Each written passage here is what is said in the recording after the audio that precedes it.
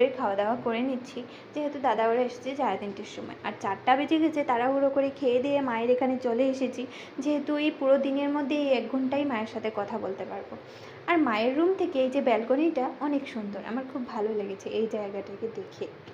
কিভাবে কথা বলতে বলতে 1 ঘন্টা আমাদের পুরো কেটে গেছে, সেটা বুঝতেই পারিনি। মাকে বলছিলাম, মা দেখো 1 ঘন্টা কেটে গেছে। মা বললো, তোরা এখন চলে যাবি? বলে আমার মায়ের মনটা খারাপ করছিল। তারপর আমরা নিচে এসে বসেছিলাম, আর আমার দিদি বসতে বসতেই ঘুমিয়ে পড়লো। তারপর দাদা, আমি, অভি মিলে দিদিকে উঠিয়ে চাটা খেয়ে এখন আবার এসেছি গঙ্গার পাড়ে, বসে বসে একটু সময় কাটাবো। তারপর প্রায় 9টা নাগাদ আমরা খাওয়া দাওয়া প্যাকিং করে আমরা চলে যাচ্ছি এখন আমাদের রুমে। আর কি করব বলো, রুমে যেতেও ভালো লাগছে না, কিন্তু মায়ের ওখানে তো থাকতেই পারছি না। এসে ফ্রেশ ট্রেশ হয়ে আমরা এখন খেতে লেগে গেছি।